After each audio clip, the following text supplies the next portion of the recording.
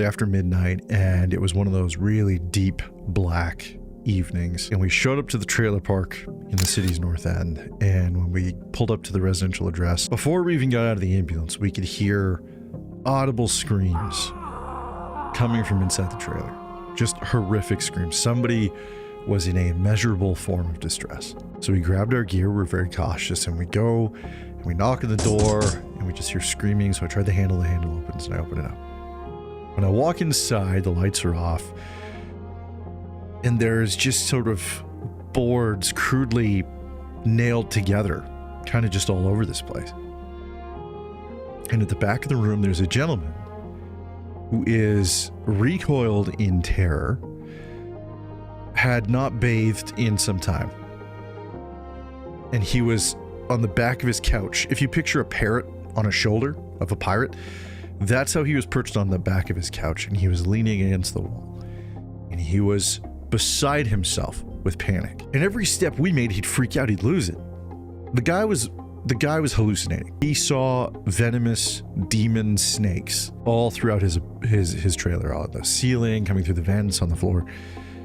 And these crudely erected boards were his attempt to try and stop these demons from making it to the outside world. Now, I didn't pretend the snakes were real. I walked slowly. I spoke softly. I spoke compassionately until I made contact with the patient. And then I was able to talk, place my hands on him, give him an antipsychotic, take him off to the hospital so he'd have higher level assessment. That man was in clear distress, but he really believed, in his heart of hearts, he believed that these snakes were real. I mean, he was recoiled in absolute terror to the point where he hadn't eaten in days, hadn't showered in days, was not looking after himself. He believed this. To his core, he believed this to be real. What would happen if I walked into that trailer and pretended that those snakes were real too? If I recoiled and my partner recoiled and we both stayed there for days and days, chances are that guy's gonna die. Did I help him by doing that? Did I do the right thing by validating his beliefs? Validating his thoughts on the matter? No, that wouldn't have been right. But when it comes to trans ideology, that's exactly what Canada wants us to do. I wanted to come on and talk about this because that's a call that I usually come back to, the gentleman in his room. I have picked up, I would say that majority of my calls as a paramedic, as is the case with probably majority of city paramedics, the majority of my calls involved some element of mental health. It doesn't always have to be as extreme as a guy who's thinking snakes are invading and they're demon venomous. And it could be something as simple as just a lady at 3 a.m. who calls because she's lonely and doesn't know what else to do and has no one else to phone. And all she wants is to hear a voice. It could be an old widow who is awake and just has no ability to really function on her own anymore and just needs to have some human interaction. Her kids live across the country and she doesn't want to bother them. So when you show up, she's dressed in makeup and she's trying to make you tea and food. And a lot of what paramedics deal with is mental health complexity. But there's a fine line that paramedics have to walk. That we are compassionate and we are kind and we are empathetic and we are thoughtful when navigating mental health complexity, but we don't buy into the same delusion that our patient or the person that we're there to look after is experiencing, because that doesn't help anybody. The suicidality rate within the trans community is upwards of 40 to 50%, depending on which studies you read. And this remains consistent both pre-op and post-op, meaning post-affirmation and pre-affirmation. Now, that distinction is important because that is something that should be investigated. It should be something that is discussed. But we've gotten to a place in society that if you ever bring these things up in general discussion, especially here in Canada, as they've mandated certain things into law, that these could be seen, just because of the ambiguity of how the law is written, they could be seen as phobic, they could be seen as hurtful, they could be seen as harmful. When really all you're doing is advocating. You're advocating for reality, advocating for real life. I feel qualified to speak on these things, not only because of my experience as a working paramedic, but also as somebody who lives mentally unwell. In 2017, I was diagnosed with post-traumatic stress disorder, major depressive disorder, and generalized anxiety disorder. And recently, last year, I was diagnosed with complex post-traumatic stress disorder. So I know full well what it is like to live every single day with a complex array of mental health ailments. There are times where I truly smell dead bodies, decaying bodies. I can smell smoke, I can smell urine, I can smell blood, I can taste blood in the back of my throat. I sometimes hear a voice in a crowded room behind me, and it sounds exactly like somebody that should not be able to say anything because they're dead. And I scan that room for them intently. And these things all really physically manifest within me. But there's a very clear distinction that my therapist once said. I'm like, oh man, I can taste blood. I can taste blood. And she says, no, you can't. You're remembering the taste of blood. You're remembering the smell of death. You're remembering Starker's voice. You're remembering that lady you pulled out of the wreck.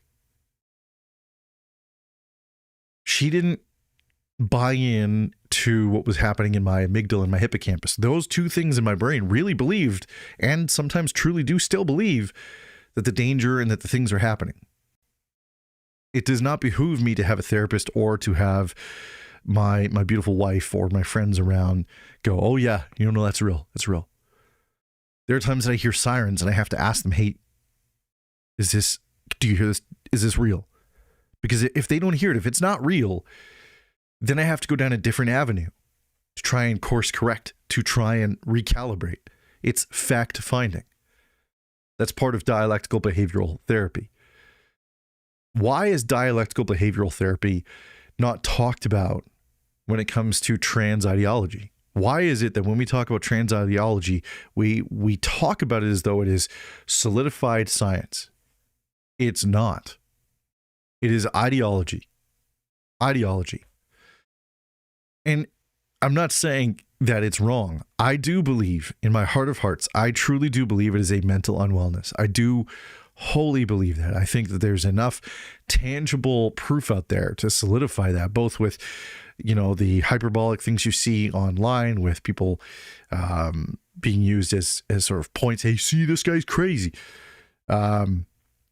But just even within scientific literature and medical journalistic practice, where they talk about suicidality rates, if we argue, which we do, that genitals and certain sex characteristics don't define your gender, then why is it that surgeries affirm your gender?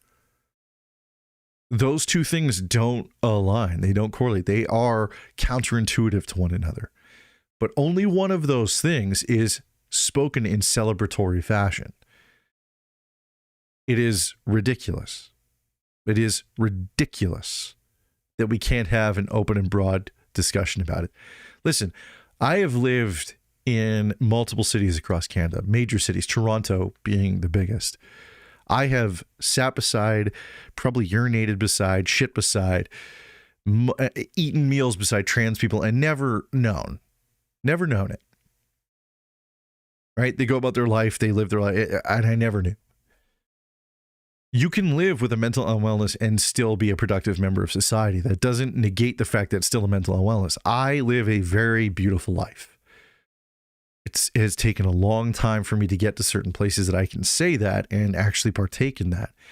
I started my therapy journey in 2017, and I'm still, as of this day, in therapy twice a month for stability, for working through some things, for my overall health.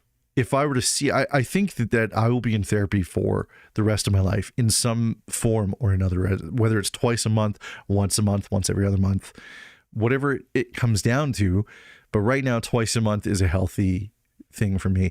And I also have the ability to phone and text my therapist and ask for more sessions. And she's great that way to say yes. So it's... You can function in society. But the vast majority of trans-identifying people still have that underlying current of suicidality within their community. The same as the vast majority of people with post-traumatic stress have a higher rate of suicide than the average person. That's because there's a mental health element to this thing. There's a mental health component. And we acknowledge that with post-traumatic stress disorder. We don't acknowledge that within trans communities. Within trans communities, we chalk it up to discrimination. But when you look at the numbers, both pre-op and post-op, pre-affirmation, post-affirmation, the suicidality rate remains largely the same, which really, really cuts into that discriminatory argument. Because it was just discriminatory, and it was just based on people looking at your unaffirmed state and then, poking. And then if that was the only spike in suicidality, you'd have more of an argument to stand on, but that's not the case. That's not the case. And the average person doesn't take umbrage with a transgender person. They just don't. They don't. Like I said before, I've lived in a city. I've seen and known transgender people, and like I said, I've been around people who I had no idea were probably trans. I have no phobia in my body. I have picked up trans people on the ambulance. I have dealt with trans ideology on the ambulance. I've dealt with trans suicidality on the ambulance. I have no phobia in my body. What I do have is general concern. I have two young girls who are in the public school system. One is 15, the other is 11. They are both experiencing different journeys throughout the school system.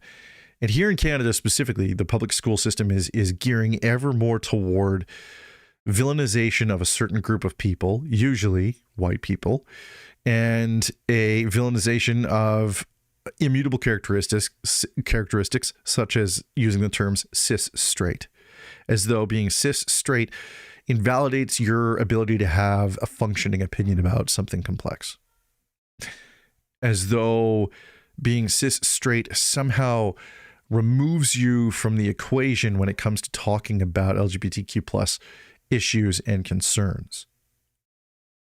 And this is a problem for me, because I believe that you should be able to weigh in on anything that directly impacts you. And these things do directly impact us as a society.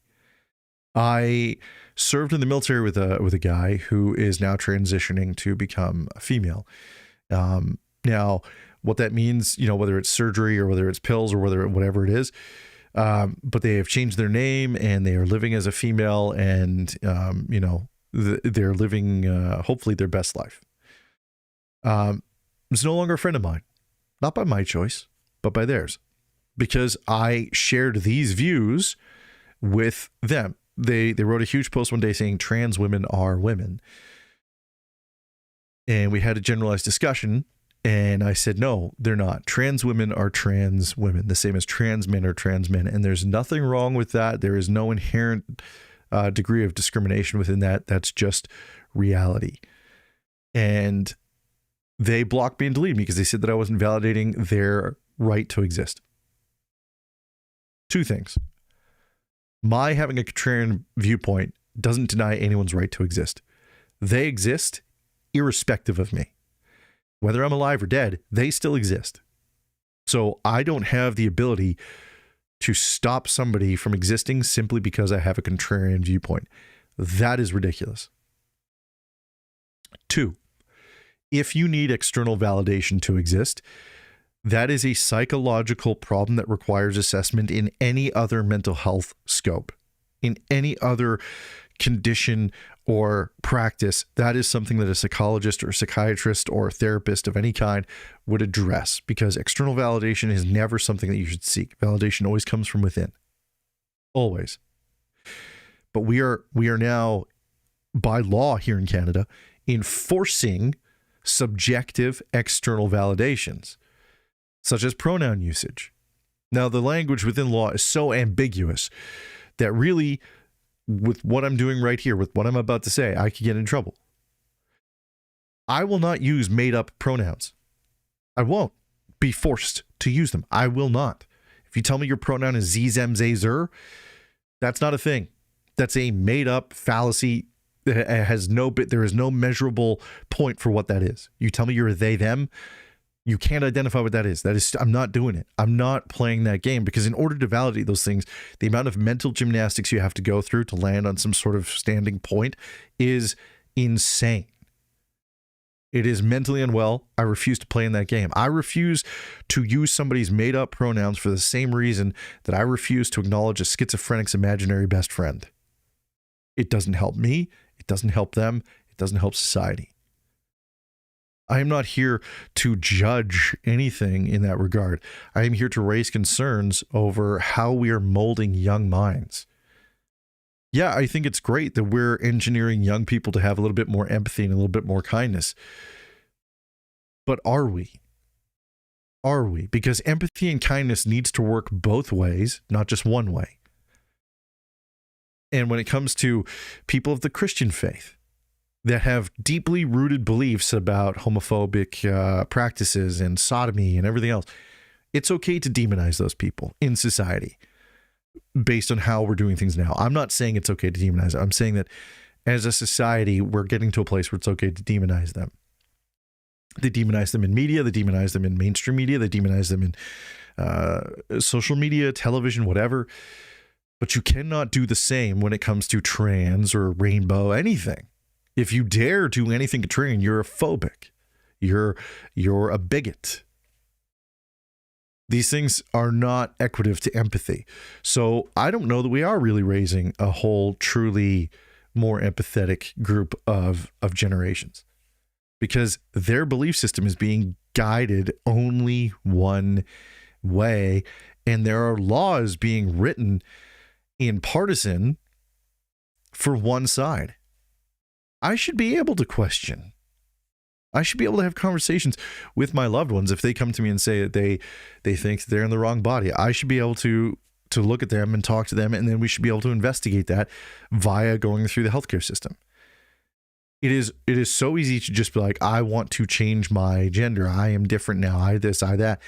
And we let young people do it. We don't let young people vote. We don't let them drive before a certain age. We don't let them buy guns. We don't let them drink alcohol. We don't let them get tattoos. Because we all know that a young mind is not a fully developed one. There's a university professor. I'll see if I can find the clip and have it inserted in here. I don't know that I can, but if I can find it, I will insert it here. Listen to this Canadian professor. I have worked with 4- and 5-year-olds in schools who have genders that their parents don't want them to have. Parents' rights have suddenly been weaponized against trans and non-binary and two-spirit youth. I want us to get really comfortable with challenging right-wing Christian patriarchy. I want to say things like, you can do work around sexual orientation and gender diversity with children of all ages. And so I want us to think about these conversations in kindergarten. The gist of what she's saying is she wants to sexualize 5-year-olds. 5-year-olds. We don't let 5-year-olds choose what they want for breakfast. We have to help them with their outfits. But somehow they have the maturity to have the complex conversation about gender ideology. And this is a grown woman with a degree saying this. And this is where I draw the line when the media uses the term expert. Expert. They always, you'll hear that everywhere. Experts say, experts claim. Listen, I read ECGs almost every single day for my 17-year career. Almost every day. Does that make me an expert on ECGs? No, it makes me competent, for sure. But I can make mistakes. I did make mistakes. And thank God I had Ryan with me, because he caught my mistakes and I caught his. And you know who else makes mistakes? Doctors. He's a healthcare professional, the same as I am a healthcare professional, or was. But we use the term expert because somebody has a sociology degree or a political sci degree, and they have an opinion that aligns with the news story that they're trying to put out there. And so now they're the experts. They're the experts. No, they're not. They're a person with a degree that has an opinion. That's it. Because they don't talk to the other poli-sci professor that has a contrarian viewpoint. Only the one that aligns with the news story they want to push out.